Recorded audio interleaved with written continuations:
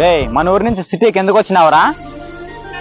నాకెన్నో problems ఉంటాయిరా, ప్రతిదీ నీకు చెప్పాలా? అంటే ఏంట్రా? నీ కులం నా కులం వేరే అయినంత మాత్రాన నేను నీకేం కానా?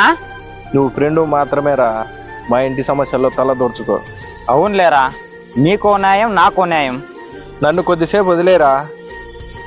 వదిలేసిందిరా, నువ్వు ఎలా పోతే నాకేమని వదిలేసిందో.